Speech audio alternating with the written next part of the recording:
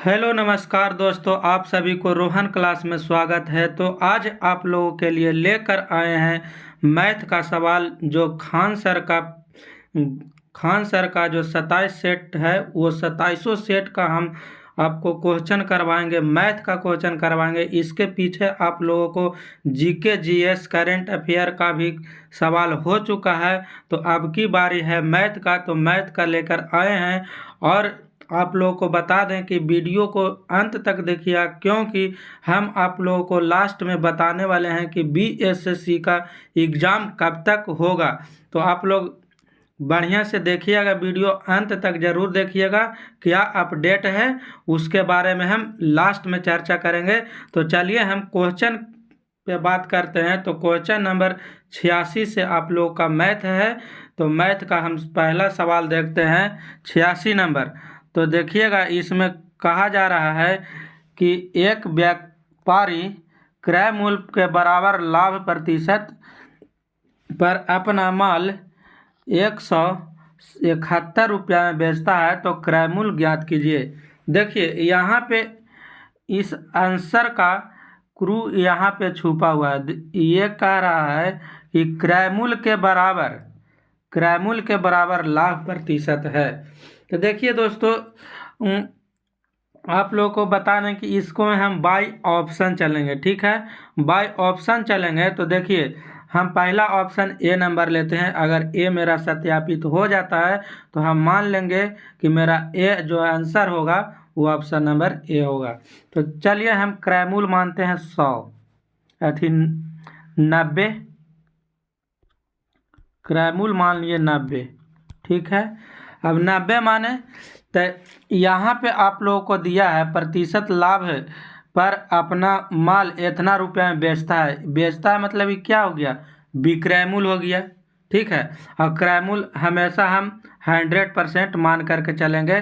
तो देखिए यहाँ पे विक्रय मूल्य दिया गया है 171। हम लोग का क्रय मूल्य है 90, तो विक्रय मूल्य उसमें 100 जोड़ेंगे क्योंकि परसेंटेज में हम 100 लेते हैं। तो 100 लेंगे तो 100 कितना हो जाएगा, 90 हो जाएगा। 90 में 100 जोड़ेंगे तो 190। और क्रय मूल्य निकालना है, तो क्रय मूल्य निकालने के लिए कितना से गुना करेंगे, तो 100 से गुना करेंगे। अब देखिए इसको से इसको काट दिए। अब 19 नमा 71 से होता है 171, 19 में 9 से भाग दे दिए तो कितना बच गया, यहाँ पे 90 आ गया। यानी कि मेरा जो ऑप्शन लिए थे 90 वो मेरा ऑप्शन सही हो गया, यानी कि क्रय मूल्य बराबर 90 मेरा आ गया। यानी कि आंसर हो जाएगा ऑप्शन नंबर ए। आपको ज़्यादा भटकने का ज़रूरत नहीं है। अब चलिए नेक्स्ट क्वेश्चन चलते हैं। नेक्स्ट क्वेश्चन है 87 कि एक व्यक्ति के आय और व्यय का अनुपात इतना है, यानी कि कमाता है 9 रुपया और खर्च करता है 5 रुपया। यदि उस व्यक्ति की आय 2700 रुपया है तो उसका बचत, यानी कि जितना कमाता है और उसके बाद में खर्च कर देता है, और जितना खर्च करता है उसके बाद में जो बचता है वो हो जाएगा बचत। तो देखिए आय कितना है, 27,000 है, 27,000 है। और मेरा कितना होगा, 9, यहाँ पे 9 दिया गया है। और निकालना क्या है, बचत। तो ये दोनों में से घटा दीजिएगा बचत। तो 9 में से 5 जाएगा तो कितना होगा, 4 से गुना कर दीजिए। तो 9 तिया 27 और 4 तिया 12 पर 3 0। आंसर हो गया ऑप्शन नंबर सी। अब चलिए नेक्स्ट क्वेश्चन चलते हैं। क्वेश्चन नंबर 88 है कि एक व्यक्ति किसी कार्य को 30 दिन में पूरा कर सकते हैं, तो 20 आदमी उसी काम को कितने दिन में पूरा करेंगे। देखिएगा ये सवाल MDH आप लोग पढ़े होंगे, M1 गुना M2 गुना M1 गुना T1 गुना H1 आप लोग पढ़े होंगे। तो MDH के सवाल आप लोग ये बहुत हल्का है। तो देखिए 15 व्यक्ति जो है किसी काम को 30 दिन में करता है, तो 20 आदमी उसी काम को कितना दिन में करेगा, दिन को हम x मान लिए। अब इसको काट दीजिए, तो ये 15 तिया 45 और बाटे में 2, x बराबर हो जाएगा, यानी कि 45 22.5 के आधा है। इस 45 के आधा 22.5 होगा, यानी कि आंसर हो जाएगा ऑप्शन नंबर बी। चलिए नेक्स्ट क्वेश्चन, अगला क्वेश्चन है 89 सॉरी। 4 क्रमागत विषम संख्याओं का औसत नहीं दिया है, योग दिया गया है।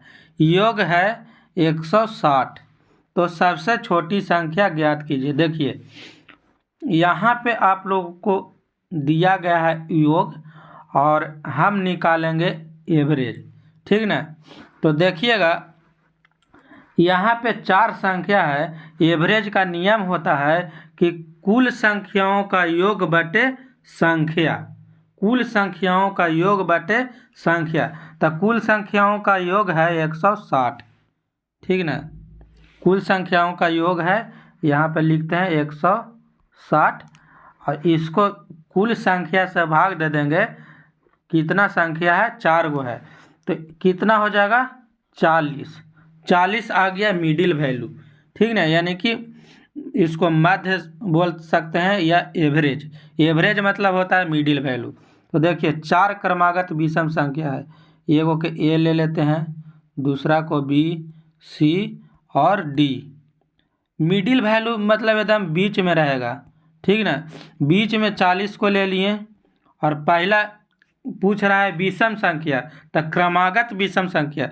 इधर जाएंगे, इधर अगर जाएंगे तो हम 1 जोड़ेंगे, और इधर आएंगे तो 1 घटाएंगे, तो 1 जोड़ दीजिएगा, तो यहाँ पे कितना हो जाएगा 41, और दूसरा क्रमागत संख्या 43 हो जाएगा, ठीक है।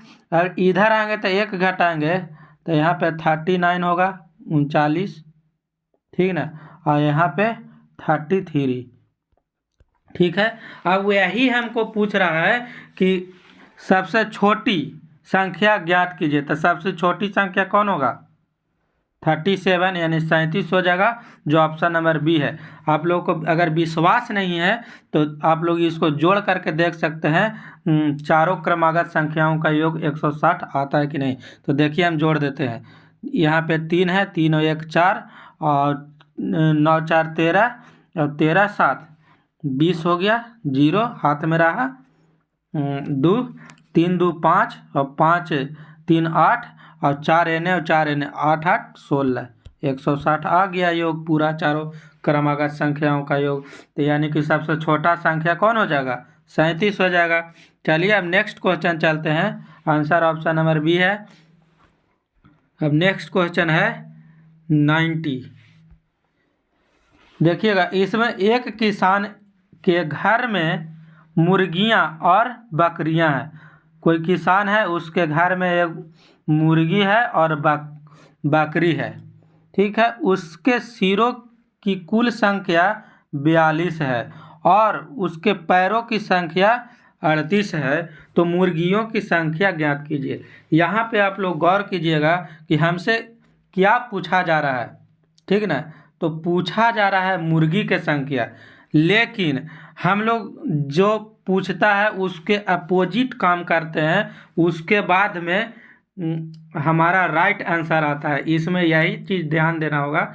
अगर आप लोग इस सवाल को बनाए होंगे तो आप लोगों को बताया गया होगा कि जो पूछता है उसके अपोजिट हम लोग कार्य करते हैं।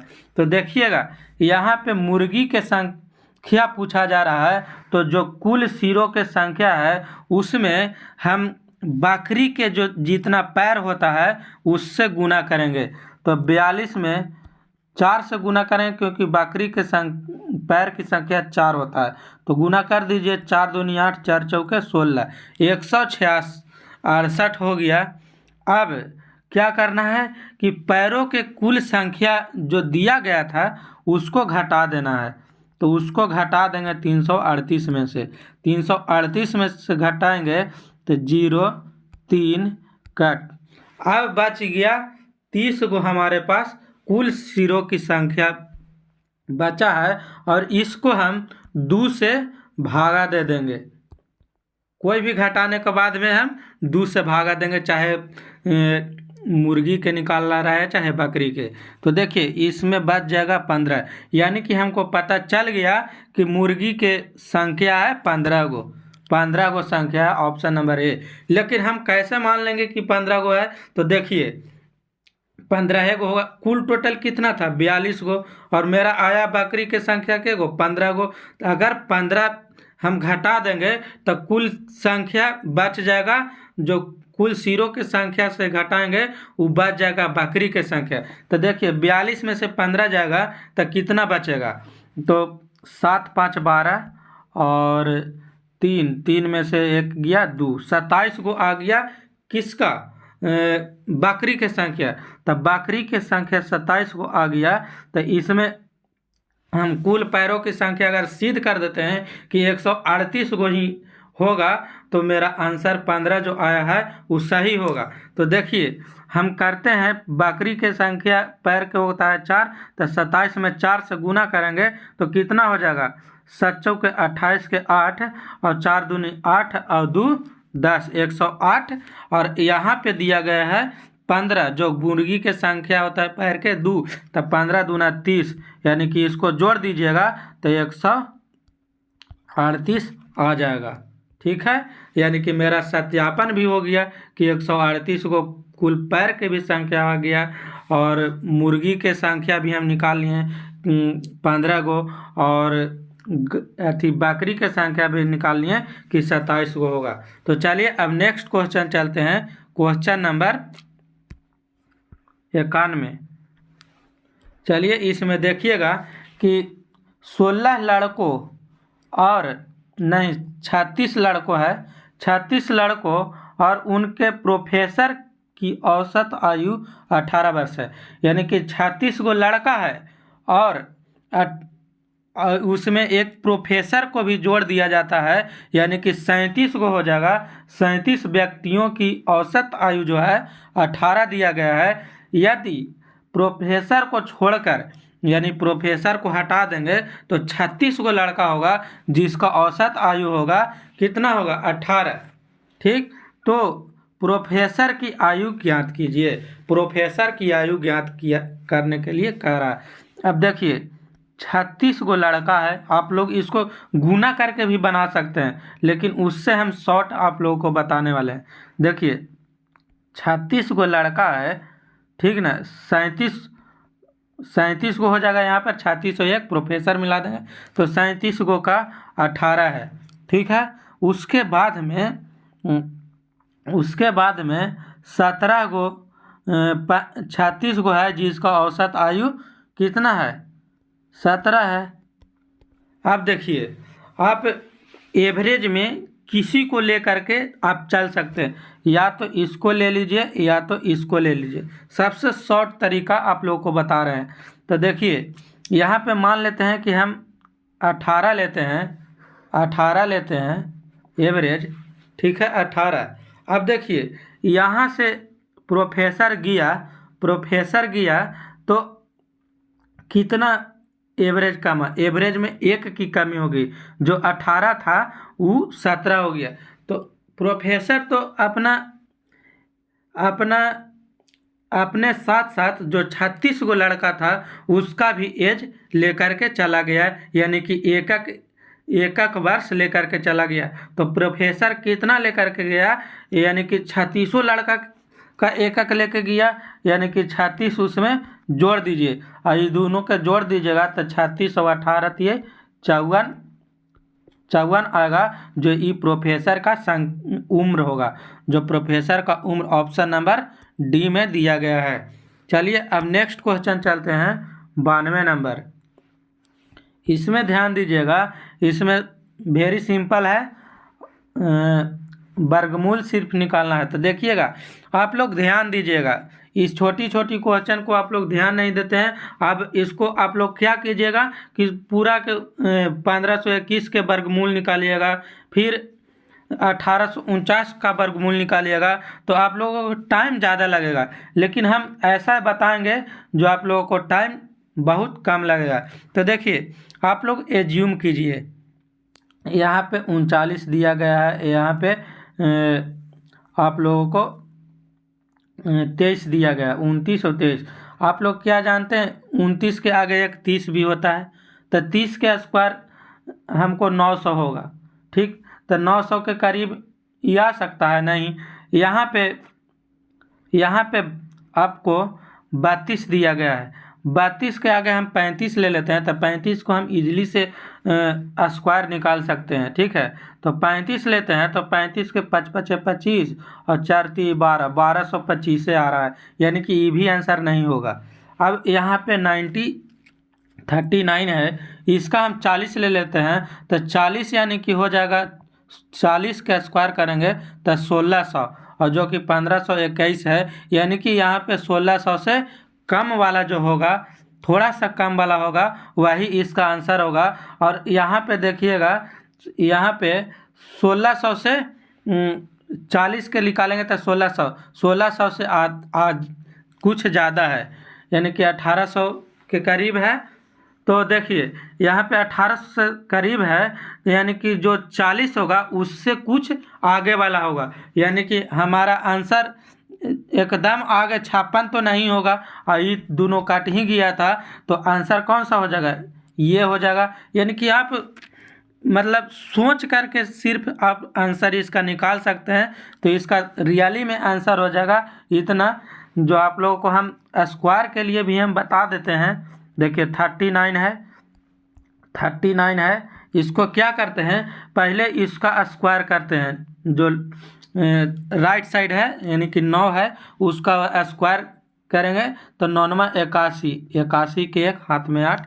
अब ये दोनों के गुना करेंगे, 9 तिया 27, और फिर जो स्क्वायर में है उसका गुना करेंगे तो 27 दूनी 54, और हाथ में 8 था, तो 54 और 8 62 के 2, हाथ में रहा 6। अब इसका स्क्वायर करेंगे जो लेफ्ट साइड में है 3, तो 3 3 9 और 9 6 15। देखिए आपका स्क्वायर आ गया कि नहीं आ गया, 1521। और उसी तरह से इसको भी आप लोग चेक कर ले सकते हैं अगर करना चाहते हैं तो, लेकिन हम सलाह देंगे कि जो करीब वाला मामला है उस पर आप ज़्यादा फोकस कीजिएगा। तो चलिए अब आगे क्वेश्चन पे बढ़ते हैं। क्वेश्चन नंबर 93, देखिएगा कि यदि 3 व्यक्तियों की 3 धनात्मक संख्याओं का अनुपात जो दिया गया है 3:7:8 दिया गया है, और उनके वर्गों का योगफल जो है 7808 दिया गया है, तो उसकी सबसे छोटी संख्या क्या होगी। तो देखिएगा यहाँ पे वर्गों का वर्गों का योगफल दिया गया है, तो देखिए ये 3 है, तो 3 के ये हम सब को x मान लेते हैं, तो 3x है, तो 3x के स्क्वायर कितना हो जाएगा, 9x square plus 49x square और 64x स्क्वायर बराबर 7808। ठीक है इतना। अब इस सब के जोड़िएगा तो यहाँ पे आ जाएगा 122x स्क्वायर बराबर 7808।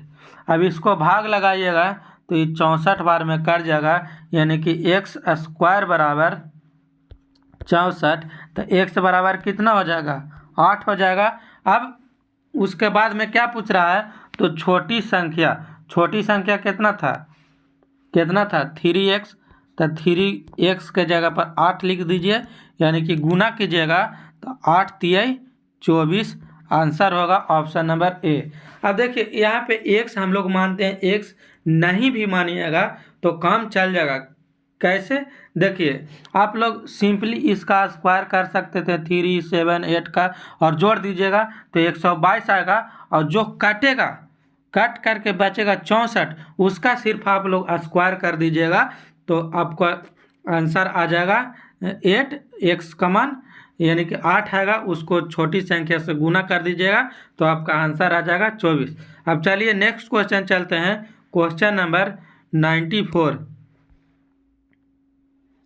देखिए यहाँ पे दिया गया है कि ए ने एक बैंक में 8,000 रुपया की धनराशि 8% वार्षिक साधारण ब्याज के दर पर जमा करता है और बी ने 6,000 रुपया की धनराशि 10% वार्षिक चक्रवृद्धि ब्याज के दर से, यहाँ पे दिया गया है साधारण ब्याज और यहाँ पे दिया गया है चक्रवृद्धि ब्याज, जमा करता है, तो 3 वर्ष के बाद उसका ब्याज के बीच अंतर क्या होगा। यानी कि जो चक्रवृद्धि ब्याज 6,000 पर दिया गया है 10% से 3 वर्ष के लिए, उसको निकालिए और फिर जो साधारण ब्याज दिया गया है उसको निकालिए और दोनों के अंतर कीजिए, उसके बाद में जो बचेगा वही आपका आंसर होगा।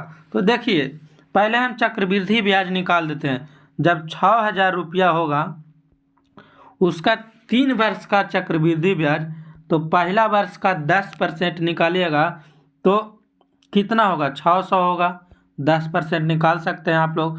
तो जो पहला वर्ष का आता है वो तीनों में रहता है, तीनों में 600 रुपया होगा, 600 यहाँ होगा, 600 यहाँ होगा, ठीक है। उसके बाद में क्या करते हैं, ब्याज के ऊपर ब्याज। तो अब 600 के ब्याज कितना होगा, 10% 60 होगा। अब उसके बाद हम तीनों पर निकालेंगे तो यहाँ पे हो जाएगा 60 + 60, और फिर यहाँ पे जो दूसरा वर्ष में 60 लाए थे उस पर भी 10% का ब्याज, तो 10% का ब्याज निकालिएगा तो कितना हो जाएगा, 6 हो जाएगा। अब सब के जोड़ दीजिए तो देखिए 6 3 जगह है तो 6 3 18, 1800 यहाँ हो गया और यहाँ पे 180 हो जाएगा, ये तीनों मिला के, और यहाँ पे 6, तो 180 और 1800 1980 और 6 और 1986, 1986 आ गया। अब यहाँ पे 8% के वार्षिक ब्याज के दर से 3 वर्ष का साधारण ब्याज, तो साधारण ब्याज बटे 100 और गुने 24, 8 × 24। अब इसको काट दीजिएगा तो 8 से गुना कीजिएगा तो 24 8 52 से, यानी कि 192, 192 और एगो 0 था। अब इसको घटा दीजिए तो कितना आ जाएगा, 6 कट यानी कि 66 आ गया, जो ऑप्शन नंबर सी में दिया गया है, यही दोनों का अंतर हो जाएगा। तो चलिए आप लोग समझ गए होंगे। अब नेक्स्ट क्वेश्चन चलते हैं, क्वेश्चन नंबर 95। देखिए यदि किसी भिन्न के अंश में 30% का वृद्धि कर दिया जाता है और उसके हर में 35% की कमी कर दी जाती है तो भिन्न का मान 3/15 हो जाता है, तो मूल भिन्न ज्ञात कीजिए। देखिए परसेंटेज को हम लोग हमेशा 100 मानते आए हैं तो आज भी मानेंगे। तो अगर अंश को 100 मानते हैं तो 30% की वृद्धि होती है तो कितना हो जाएगा, 130 हो जाएगा बटे, लेकिन हर में 35% की कमी हुई है तो कमी हो जाएगा 35, तो 100 में से 35 जाएगा तो 65 बराबर कितना हो जाता है, तो 3/15 हो जाता है। अब इसको काट दीजिए तो 5 × 15, 13 × 5 = 65 और 13 × 10 = 130। अब इसको 2 से काट दीजिए, 2 बार में कट गया, ठीक है। अब यहाँ पे इसको भी काट सकते हैं, 1 और यहाँ पे 5, तो ये 1 इधर गुना होगा और ये 1 के 1 रहेगा, यानी कि गुना कीजिएगा तो 1/10 हमको आ जाएगा, जो ऑप्शन नंबर बी में दिया गया है, आंसर हो जाएगा 1/10। अब चलिए नेक्स्ट क्वेश्चन चलते हैं, क्वेश्चन नंबर 96। 4 अंकों की वह छोटी से छोटी संख्या ज्ञात कीजिए जिसे 2 3 5 से विभाजित करने पर प्रत्येक स्थिति में शेषफल 1 बचता है। तो देखिए इसको सिंपली तरीका है कि इसका जो दिया गया है जिससे विभाजित करते हैं उसका हम एलसीएम निकालेंगे। तो एलसीएम निकालेंगे तब 5 दूनी 10, कोई कॉमन नहीं है, 5 दूनी 10 × 30, यानी कि इसका एलसीएम हो जाएगा 30। अब 30 से हम भागा देते हैं, जिसमें 1 बचेगा वही आंसर होगा। तो देखिए यहाँ पे हम भागा देते हैं 30 से, तो 30 3 90, 90 यानी कि 19 बचेगा यहाँ और 1। अब इसको भागा दीजिएगा तो कितना बार में, 6 3 18 यानी कि 180, 180 और 1 यानी कि 11 बच गया। यहाँ पे आंसर ई नहीं होगा। अब इसको देख लेते हैं, तो 90 30 3 90, 3 बार में लगाएंगे तो 90, 90 में से गया 102, तो कितना बचेगा 12। अब 1 आएगा हासिल। अब इसको मैं 4 से भाग लगाए, 4 3 12 यानी कि 120, घटा दीजिए तो 1 बच गया, यानी कि आंसर हो गया ऑप्शन नंबर बी। चलिए ये सब छोटा मोटा क्वेश्चन के लिए हम ज़्यादा डीपली नहीं जाएंगे। अब 97, 7 वर्ष का साधारण ब्याज मूलधन के 56% के बराबर है। 56% के बराबर है साधारण ब्याज मूलधन के। तो डॉट डॉट डॉट के बाद मूलधन के बराबर हो जाएगा, मतलब कितने वर्ष के बाद है, यहाँ पे वर्ष निकालना है। तो देखिए साधारण ब्याज मूलधन के 56% के बराबर है, तो इसको बराबर है तो इसको काट दीजिए बराबर करके, तो ये 8 बार में कट जाएगा, यानी कि जो ब्याज होगा 8% के दर से होगा। अब साधारण ब्याज मूलधन के बराबर हो जाएगा, तो हम अगर 1 मानते हैं मूलधन, तो साधारण ब्याज भी हो जाएगा 1, ठीक 1 हो जाएगा। तब हमको समय निकालने के लिए क्या करना पड़ता है, ब्याज गुने 100 मूलधन 1 माने थे और गुने दर, तो दर कितना है 8%, तो 8 से भाग दे देंगे। जब 8 से इसको भाग लगाइएगा तब 25 चौके 100 और 4 दूनी 8, यानी कि 25/2 यानी कि 12.5। और 12.5 को हम कह सकते हैं कि 12 वर्ष 6 महीना, 12 वर्ष 6 महीना 12.5 आएगा, यानी कि 12 वर्ष 6 महीना, जो ऑप्शन नंबर ए में दिया गया है। अब चलिए नेक्स्ट क्वेश्चन चलते हैं। क्वेश्चन नंबर अगला है ये रहा। तो देखिए यहाँ पे आप लोगों को HCF ज्ञात करना है, ये भिन्न में दिया गया है, इतना आपको HCF निकालना है। तो दोस्तों हम लोग इसमें क्या करते हैं, HCF जिसका निकालना रहता है वो भिन्न के ऊपर वाला को करते हैं और जो बच गया उसका LCM करते हैं। तो देखिए ऊपर वाला का हम HCF करेंगे तो 2 होगा। HCF का है कि 2 है, सबसे छोटा संख्या 2 है और 2 सभी में कॉमन है, उसके बाद में कोई कॉमन नहीं हो सकता है, तो 2 हो गया। अब ऑप्शन में भी आप देख लीजिए 2 किसके नीचे है, किसके ऊपर है, एक ही को ऑप्शन में है 2, तो आंसर इसका हो जाएगा ऑप्शन नंबर सी। HCF आप लोग निकाल लीजिएगा, 7371 आएगा। चलिए हम नेक्स्ट क्वेश्चन चलते हैं। क्वेश्चन नंबर 99, ए और बी की आयु का अनुपात इतना दिया गया 5:3। 5 वर्ष के बाद उनकी आयु का अनुपात 10:7 है। तो ए और बी की वर्तमान आयु के बीच का अंतर क्या होगा। देखिए हम लोग क्या करते हैं, ए और बी के आयु का अनुपात दिया गया है, कुछ नहीं लिखा है, तब प्रेजेंट में मानेंगे हम कि प्रेजेंट में दिया गया है कितना 5:7, ठीक। लेकिन 5 वर्ष के बाद, 5 वर्ष के बाद के लिए प्लस कर देते हैं, तो कितना है 10:7। देखिए 10:7 और यहाँ पे 3 था, यहाँ पे 7 है। अब देखिए यहाँ पे हम लोग क्या करते हैं, पहले ये दोनों का अंतर निकालते हैं, यानी कि आप लोग 5 वर्ष बाद अगर 2 भाई का उम्र है अभी वर्तमान में, मान लिया कि दोनों को बीच का अंतर है 2 साल के बाद पैदा लिया है, एगो 2 साल पहले और एगो 2 साल बाद। अगर 5 साल 10 साल बाद भी जाइएगा तो दोनों के बीच जो उम्र का अंतर है वो 2 साल के बड़ा हो या छोटा हो सकता है। तो यहाँ पे भी वही करते हैं, अगर 5 साल बाद जाता है तो दोनों के बीच के अंतर जो होगा वो सेम होना चाहिए।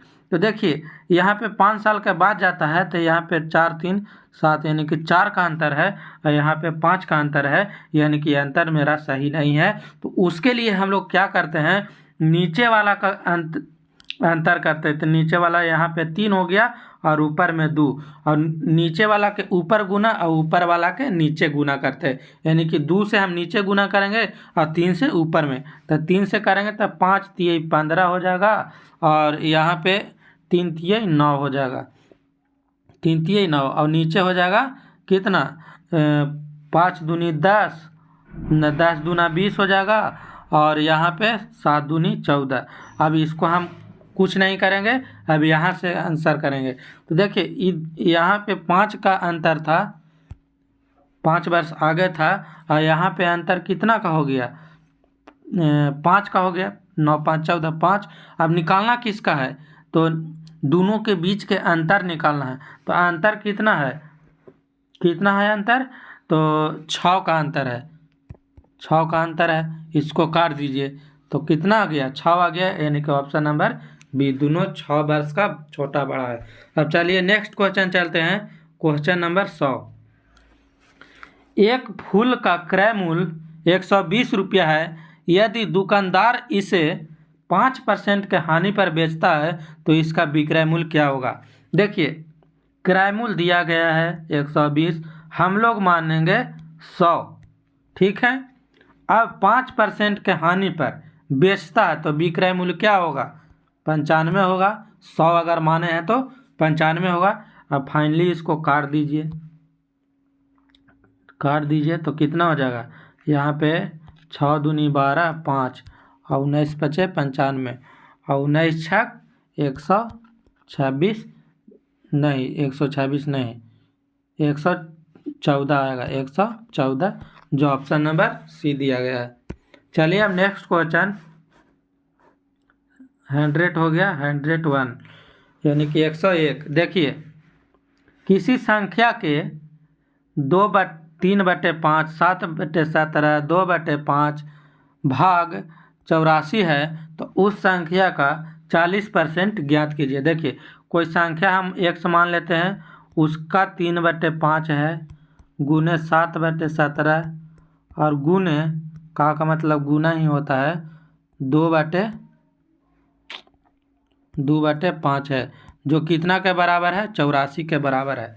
अब इसको काट दीजिए तो 7 दूनी 14 14 तिया 42, 2 बार में कट जाएगा।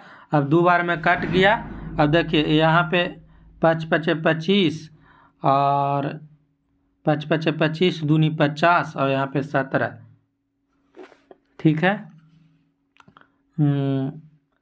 5 पचे 25 5 पचे 25 और गुने 17 और गुने 2 और इतना आ गया x बराबर, और इसका 40% निकाल दीजिए, इसका 40% निकाल दीजिए। तो 1 0 से 1 0 5 दूनी 10 और 5 पचे 25 और 5 से 2 बार में काट दीजिएगा। तो देखिए यहाँ पे आपका आंसर हो जाएगा 5 चौके 20 और 17 दूनी 34 यानी कि 340, जो ऑप्शन नंबर डी है। अब चलिए नेक्स्ट क्वेश्चन चलते हैं, क्वेश्चन नंबर 102 में। यदि किसी धनात्मक संख्याओं को उसके वर्ग से घटाया जाए तो शेषफल कितना बचता है, तो 812 बचता है, तो वह संख्या ज्ञात कीजिए। देखिए यहाँ पे 25 का स्क्वायर करेंगे, कुछ नहीं कर रहा है कि कोई संख्या है उसका स्क्वायर में से उसी संख्या को घटा देना है, तब शेषफल बचता है 812। तो वह संख्या कौन है, तो देखिए यहाँ पे 25 का स्क्वायर कीजिएगा तो 625 आता है, 625 आता है। तो यहाँ पे 625 आता है, तो यहाँ पे ईद तो नहीं घटाएंगे तो होगा क्या है, कहे कि 812 है, फिर ये तो और उससे छोटा है। अब 27 देखिए, फाइनली हम 30 का स्क्वायर करेंगे, तो 30 का स्क्वायर करेंगे तो 900, 900 से कुछ कम है, 900 से कुछ कम है, यानी कि कुछ इसमें और जोड़ेंगे तो 900 के करीब ई आ जाएगा कि नहीं, यानी कि 900 से कुछ कम है, तो कुछ कम वाला कौन है, ई है 200 नहीं 29 है। तब 29 का स्क्वायर कितना हो जाएगा, 99 81 के 1, 9 दूनी 18 दूनी 36 और 8 36 और 8 हो जाएगा 44 के 4।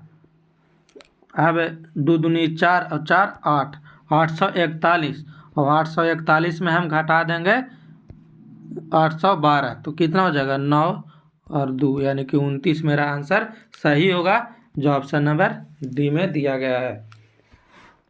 कुछ नहीं करना था, स्क्वायर करके वही संख्या को घटाना था। चलिए अब नेक्स्ट क्वेश्चन 103 नंबर। दो संख्याओं का अनुपात 11:19 दिया गया है। यदि प्रत्येक संख्या में से 7 घटा दिया जाए तो नई संख्या का अनुपात 5:9 बन जाता है। तो वास्तविक संख्या के बीच निरपेक्ष अंतर ज्ञात कीजिए। देखिए यहाँ पे संख्या दिया गया है 11, इसको x मान लेते हैं, तो 11x और बटा 19x, और ये दोनों संख्या में 7 के कमी कर रहा है, तो 7 के कमी कर दीजिए। ठीक है, तो संख्या कितना बच जाता है 5/9। अब इसको 9 से गुना कीजिएगा तो 11 नमा 99x बराबर माइनस 9 सते 63। ठीक 63 हो गया, बराबर इसको कीजिएगा तो 19 पचे 95, अब x हो गया, और इसको माइनस 7 पचे 35। अब इसको इधर ले जाइए, 95 को इधर ले जाइएगा तो 4x बचेगा, बराबर 63 को इधर ले जाइएगा तो माइनस से प्लस में हो जाएगा, यानी कि प्लस में 63 में से माइनस 35 घटा दीजिए, घटाइएगा तो कितना हो जाएगा 8 है 9 4, यानी कि 8 5 13, 8 आ गया और फिर 2 आ जाएगा, यानी कि 28, x बराबर 7, 7 आ गया। और दोनों के बीच अंतर पूछ रहा है, तो अंतर कितना है 8 का अंतर है, 8 से गुना कर दीजिए तो 8 सते 56 आंसर हो जाएगा ऑप्शन नंबर बी। चलिए अब नेक्स्ट क्वेश्चन चलते हैं, क्वेश्चन नंबर 4। इसमें है कि एक संख्या में 3 अंक है जिसका योग 18 दिया गया है। 3 अंक है जिसमें योग उसका 18 दिया गया है, और बीच वाले अंक को अन्य 2 अंक के योग के बराबर है। देखिए यदि संख्या के अंकों को क्रम को उलट दिया जाए तो वह इतना 297 अधिक हो जाता है, तो संख्या ज्ञात कीजिए। देखिए यहाँ पे कुछ नहीं कह रहा है, यहाँ पे कह रहा है कि 3 अंकों का संख्या है उसका योग 18 दिया गया है। ठीक है, और जो बीच वाला संख्या है वो दोनों किनारे वाले संख्या के योग के बराबर है। तो देखिए यहाँ पे पहले संख्याओं का योग 18, यहाँ पे 5 दूनी 10 और 1 18 तो हो रहा है, 8 18 हो रहा है, लेकिन ये दोनों किनारे वाले संख्या के जोड़ के बीच वाला संख्या बराबर नहीं हो रहा, यानी कि ऑप्शन नहीं होगा। अब यहाँ पे देखिए यहाँ 5 4 9, यानी कि बीच वाला संख्या के बराबर हो रहा है, तो इसको छोड़ देंगे। यहाँ पे भी हो रहा है बराबर, यहाँ पे 6 4 10 बराबर नहीं हो रहा है, तो ये दोनों ऑप्शन गया। अब ये दोनों को हम चेक करेंगे। ठीक है, तो पहले छोटा संख्या चेक करते हैं। अब इसको दिया गया है कितना 398, अब इसको 396, इसको अपोजिट करेंगे तो 693। अब इसको घटा दीजिए तो कितना बचेगा, हमको इतना बचना चाहिए, तो 7 6 13, और यहाँ पे 8 बचा तो 9 दूनी 18 9, और यहाँ पे 5 में से 3 गया 2, यानी कि 297 आ रहा है, जो ऑप्शन नंबर सी जो है सही सत्यापन हो गया, यानी कि आंसर हो जाएगा सी। अब चलिए लास्ट क्वेश्चन देख लेते हैं, क्वेश्चन नंबर 5। ए की आयु बी की आयु से 3 गुनी है और सी की आयु की आधी है, तो उनकी आयु का योग 120 है, 20 वर्ष है, तो ए की आयु ज्ञात कीजिए। देखिए यहाँ पे आप लोगों को एक बी और सी दिया गया है, उसमें कह रहा है कि ए की आयु बी की आयु की 3 गुनी है। अगर ये 3 होगा तो ये 1 हो जाएगा। अब ये आगे कह रहा है और सी की आयु की आधी है, किसका? ए का। तो सी अगर 6 होगा तो 1 का आधा 3 हो गया बराबर। अब इसके आयु का योग कितना दिया गया है? 120 दिया गया है, 120 है। हम लोग 4 और 3 1 4 और 4 6 10। अब क्या पूछ रहा है? तो ए की आयु कितना है? 3 से गुना कर दीजिए तो 12 तिये 36, जो ऑप्शन नंबर डी में आपको दिया गया है आंसर हो गया। तो चलिए फाइनली आप लोगों का ये पहला सेट है जिसका मैथ कंप्लीट हो गया।